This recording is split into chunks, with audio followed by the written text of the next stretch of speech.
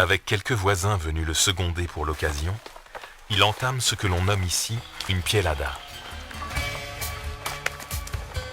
Attraper un animal ne représente pas une difficulté à proprement parler pour ces hommes aguerris au maniement du lasso, bien au contraire. Ce qui fait la difficulté de l'exercice et l'intérêt d'une pielada, c'est justement d'allier la capture de l'animal avec une sorte de jeu d'adresse. Patte avant.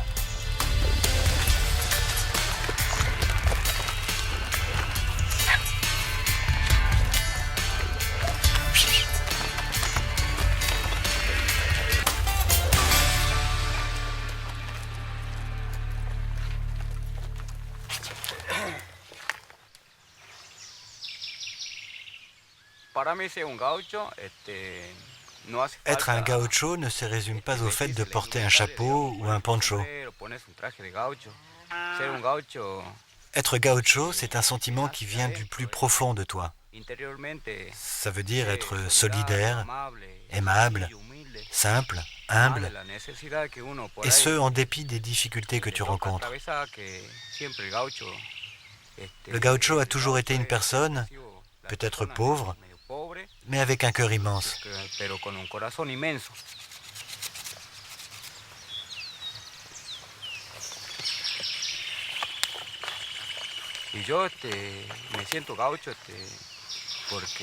Je me sens gaucho car j'ai toujours vécu comme ça. Je viens d'une famille très humble et tout ce que nous possédons provient de notre travail dans les champs. Aucun salaire, pas de revenus mensuels. Nous sommes des indépendants.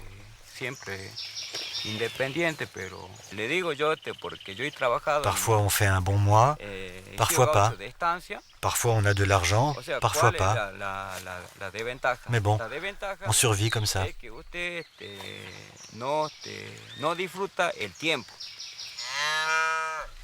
Je vous dis ça parce qu'avant je travaillais comme gaucho dans une grande estancia.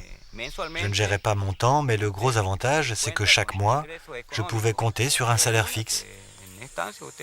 Quand tu travailles dans une estancia, tu travailles pour un propriétaire terrien contre un salaire.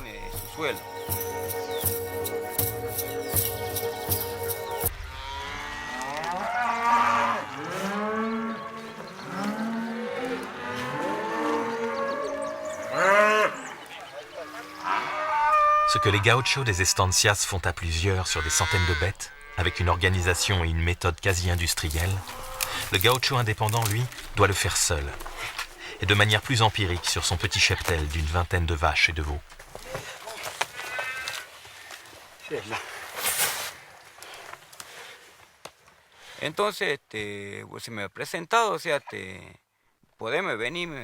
Un jour, j'ai eu la possibilité de m'installer ici et je l'ai pris comme un défi.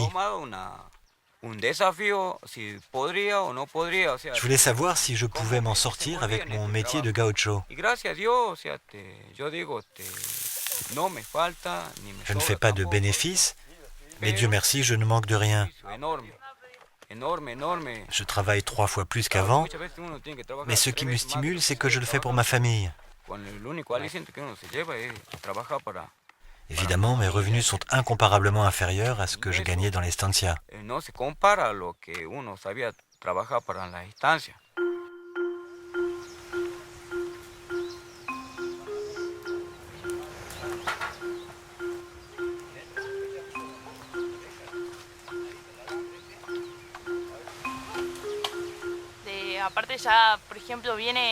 Maintenant, la saison des pluies devrait commencer. Et il faut penser à semer le foin pour nourrir les animaux, car l'hiver approche. Les vaches vont bientôt mettre bas, et il faut vraiment qu'on soit prêt.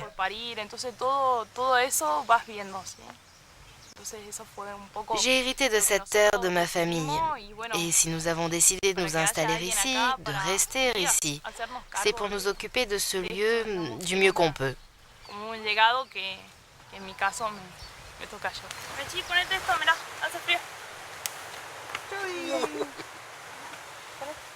La otra mano. ¿Qué es el papá? ¿Cómo está el papá? Mira.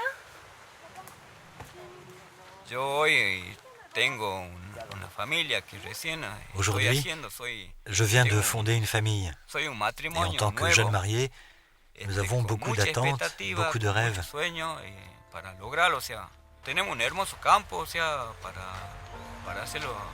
Nous avons un très beau champ pour faire une infinité de choses. Mais comme on reprend tout de zéro, nos rêves parfois nous filent comme du sable entre les doigts.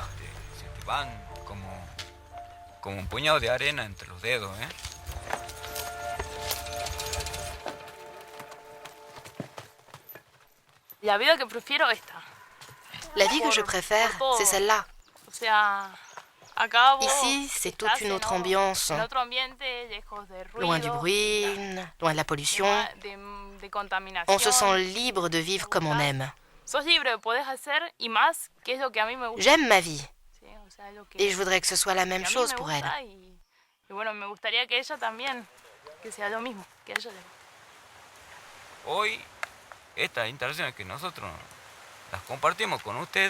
On ne possède pas grand-chose, mais aujourd'hui, tout ce que l'on a, on le partage avec vous. On a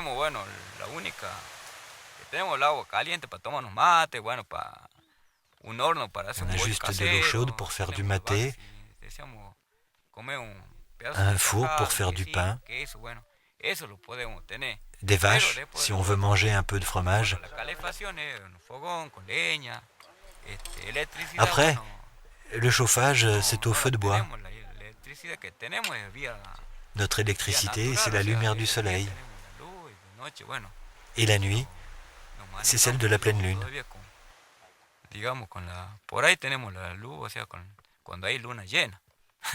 Tout est très simple, naturel, et on improvise. On a la volonté de s'en sortir. Alors le plus important, la priorité, c'est l'envie.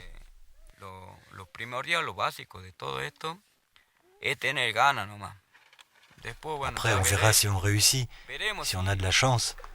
Car ici, c'est tout ou rien. On fait tout ça pour elle.